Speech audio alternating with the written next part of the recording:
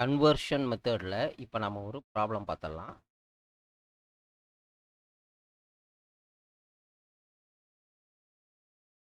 From the following information ascertaining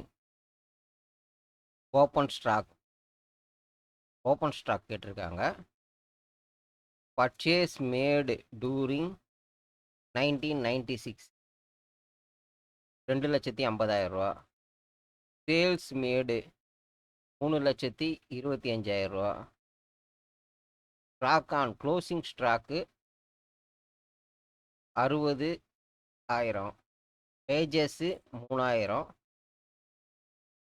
rate of gross profit on cost முக்கியம். காஸ்ட்டில் கேட்டிருக்கு. காஸ்ட்டில் கேட்டு 25%. ஏற்கனவே காஸ்ட் ஷீட்டில் பார்த்துருக்குறோம் இந்த ஃபார்முலா. வந்து சேல்ஸில் கொடுத்துருந்தா டேரெக்டாக 25% இன்ட்டு சேல்ஸ்ன்னு போட்டுடலாம். இவங்க காஸ்ட்டில் கொடுத்துருக்கிறதுனால 25 டிவைடட் பை 25 100 + 25 போடணும். 25 125க்கு 25 போடணும். இப்போ இவங்க ஓப்பன் ஸ்டாக் கொடுத்துருக்காங்க. நம்ம ஏற்கனவே பார்த்தோம் மிஸ்ஸிங் டேட்டா எப்படி எடுக்கிறதுன்னு. இங்கே மெமரண்டம் ஆஃப் ட்ரேடிங் அக்கௌண்ட் சிம்பிளாக சொன்னால் இது ட்ரேடிங் அக்கௌண்ட்டு தான். பட் கிராஸ்டு ப்ராஃபிட்டும் கொடுத்துட்டாங்க. நமக்கு வேண்டியது ஓப்பன் பேலன்ஸ் தான் வேணும். ஓப்பன் பேலன்ஸ் தான் வேணும். கிராஸ்டு ப்ராஃபிட் கொடுத்துட்டாங்க. இப்போ சேல்ஸ் இருக்குது, பட் ஆனால் காஸ்ட்டு கொடுக்கல.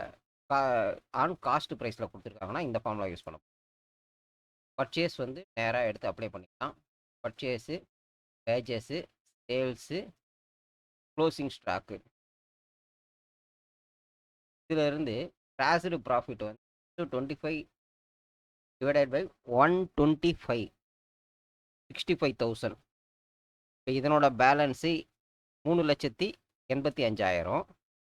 இங்கே பேலன்ஸ் பண்ணிட்டீங்கன்னா பேலன்ஸ் வர்றது 67,000 ரூபா ஓப்பன் ஸ்டாக். மெமரண்டம் அக்கௌண்ட்லேருந்து வழக்கமாக கிராஸ்டு ப்ராஃபிட் கண்டுபிடிப்போம். அதாவது ட்ரேட் அக்கௌண்ட்லேருந்து ட்ரேடிங் அக்கௌண்ட்லேருந்து கிராஸ்டு ப்ராஃபிட் தான் கண்டுபிடிப்போம். இங்கே ரிவர்ஸ் பண்ணி மிஸ்ஸிங் டேட்டாவா ஓப்பன் ஸ்டாக்கு கண்டுபிடிச்சி. ரெண்டு முக்கியமான விஷயம். ஃபஸ்ட்டு என்ன டைப் ஆஃப் அக்கௌண்ட் பண்ண போகிறோன்னா மெமரண்டம் அக்கௌண்ட். செகண்டு கிராஸ்டு ப்ராஃபிட்டில் என்ன பண்ண போகிறோன்னா சேல்ஸை 25 டிவைடட் பை 125 போடணும். இதே சேல்ஸாக இருந்ததுன்னா டேரெக்டாக 25 டிவைடட் பை 100ன்னு போட்டுருக்கோம். இது காஸ்ட்டு ப்ரைஸுங்கிறதுனால ஏற்கனவே நம்ம காஸ்ட் ஷீட்டில் ப்ராப்ளம் பார்த்துருப்போம். அப்ளை பண்ணி ரெண்டு இன்டைரக்டான டேட்டாஸ். அடுத்த ப்ராப்ளம் பார்க்கலாம். இதுவும்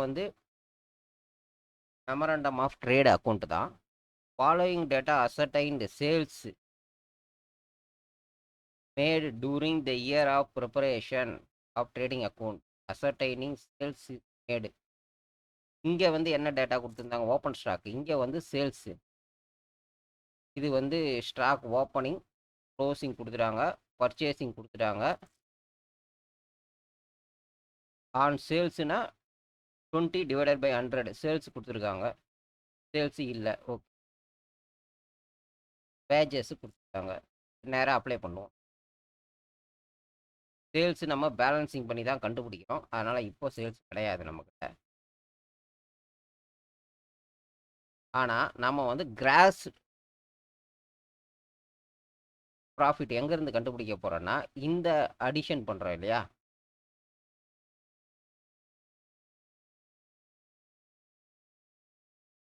இது ஓப்பன் ஸ்டாக்கு,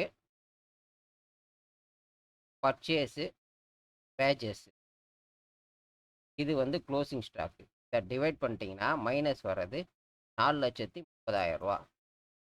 அதாவது ஓப்பன் ஸ்டாக்கு, க்ளோஸ் ஸ்டாக்கு போக பேலன்ஸு. பர்ச்சேஸை கழிச்சிட்டிங்கன்னா மிச்ச ஸ்டாக்கு, வேஜஸ்ஸு. இது எக்ஸ்பென்ஸு.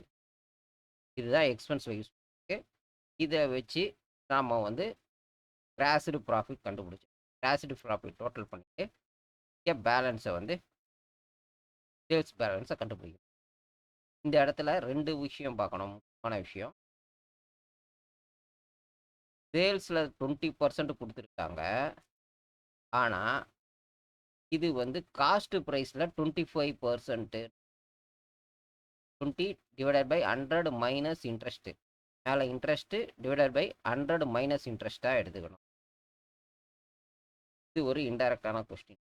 ரெண்டாவது, இந்த ப்ரைஸ் எடுத்துக்கிட்டு வர்றதுக்கு என்ன பண்ணணும்? Open stock, closed stock. Open stock minus close stock. அப்புறம் பர்ச்சேஸ் அண்ட் வேஜஸ்.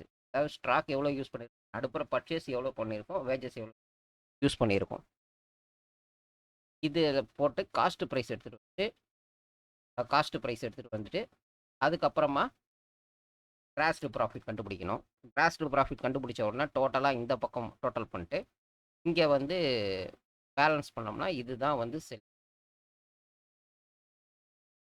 இதில் வந்து மிஸ்ஸிங் டேட்டா செல்லிங் பேலன்ஸை கண்டுபிடிச்சிடும். இதில் வந்து ஓப்பன் ஸ்டாக் கண்டுபிடிக்கும்.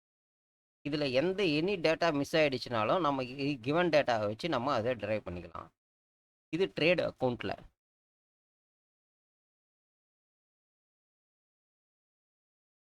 அடுத்தது, from the following detail find out the net credit. Net கிரெடிட்னா என்னது? நம்ம ஏற்கனவே பார்த்துருக்கோம். Credit sales.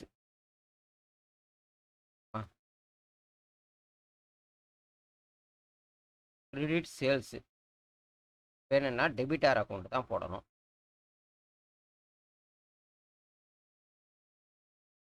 டெபிட்டார் அக்கௌண்ட் போடணும்.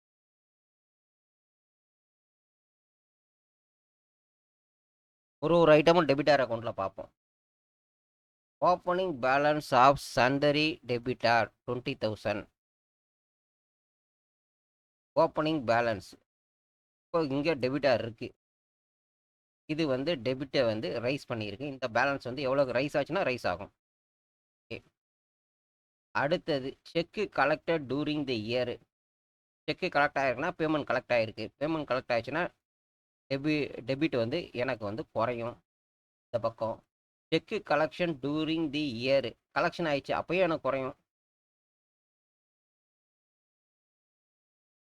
செக்கு கலெக்ஷன்னா என்ன? கேஷ் ஆகிருக்கு. இது வந்து ஒரு கேஷாக consider. Receiving bill received touring the year. இதுவும் வந்து எனக்கு டெபிட்டை குறைக்கும். பேட் டெட்டு இதுவும் எனக்கு குறைக்கும். பேலன்சிங் சன்ட்ரி டெபிட்டார் இது இந்த பக்கம் வந்துடணும். 24.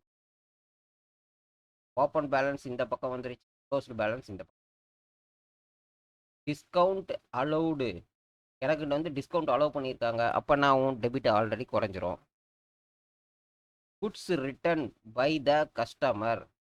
கடனாக நான் கொடுத்துருந்தேன், அவங்க எனக்கு ரிட்டர்ன் பண்ணிட்டாங்க. அப்படின்னா நான் கடனாக கொடுத்தது என்னோட கிரெடிட் அமௌண்ட் குறையும். செக்கு டிசானர். நான் வந்து செக் எடுத்துகிட்டு போய் டெபாசிட் பண்ணுறேன். அது கேஷாக இருந்தால் என்னுடைய டெப்ட் வந்து குறைஞ்சிருக்கும்.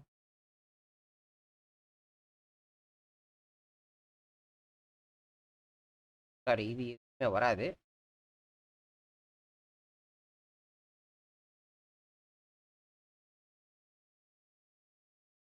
செக்கு டிசானர் யாரோட செக்கு?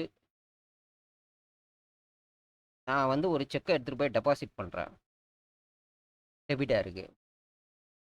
ஆனால் வந்து எனக்கு கேஷ் ஆகலை. அப்போனா என்னோட டெபிட் அப்படியே தான் இருக்கும், குறைய போகிறதில்ல. அப்படியே இருக்குன்றது அதிகமாகிடுச்சுன்னு வச்சுக்கலாம். அந்த 500 அதிகமாகிடுச்சு. Okay, balance. ஓ, எனக்கு வந்து சேல்ஸ் கிரெடிட் மட்டும்தான் பேலன்ஸு.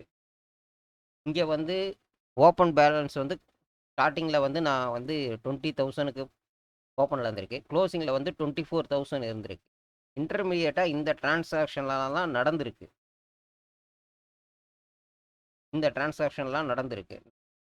அப்போ சேல்ஸ் ஆகிருக்கு, கேஷ் ஆகிருக்கு, கேஷ் ஆகாமல் இருக்குது.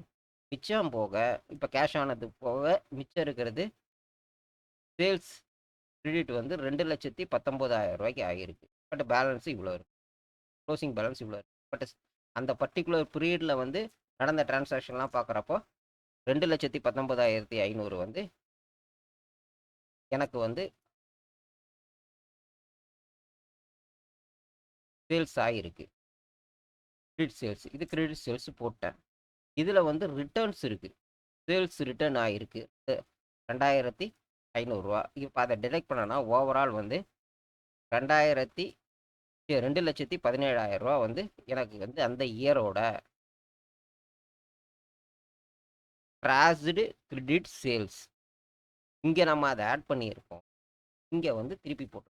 ஏன்னா இங்கே இந்த ஈவெண்ட் வந்து டெபிட்டை குறைக்கிற ஈவெண்ட்டு, அதனால் இங்கே வந்து இக்னோர் பண்ணக்கூடாது. போட்டுட்டு இங்கே வந்து இங்கே வர நெட்டை வந்து நெட் கிரெடிட்டை ஃபைண்ட் அவுட் பண்ணுறதுக்கு கிராஸ் கிரெடிட்லேருந்து இதை இங்கே டிடெக்ட் பண்ணணும். அடுத்தது வந்து கிரெடிட்டார் அக்கௌண்ட்டு பார்க்கலாம் இருங்க. இப்போ வந்து டெபிட்டார் அக்கௌண்ட் எப்படி யூஸ் பண்ணணும் பார்த்தோம்னா, இந்த பக்கம் டெபிட் வந்து எவ்ரி டிரான்சாக்ஷனில் வந்து டெபிட் நம்ம இப்போ கண்டுபிடிக்க போகிறது சேல்ஸ் கிரெடிட்டு. சேல்ஸ் ஓரியன்டாக இருக்கக்கூடிய எல்லா டிரான்சாக்ஷனையும் டெபிட் குறையிறது இந்த பக்கம், டெபிட் ஏறுறது வந்து இந்த பக்கம் போட்டு பேலன்ஸ் பண்ணணும். லெஃப்ட் சைடில் வந்து ஓப்பனிங், ரைட் சைடில் வந்து கிரெடிட் சைடில் வந்து க்ளோசிங் வரும். ரிமைனிங் இந்த பக்கம் இருக்கிறது வந்து சேல்ஸ் கிரெடிட்டு. இதை வந்து கொஞ்சம் மனப்பாடம் பண்ணி தான் வச்சுருக்கணும், அப்போ தான் டக்கு டக்குன்னு போட முடியும்.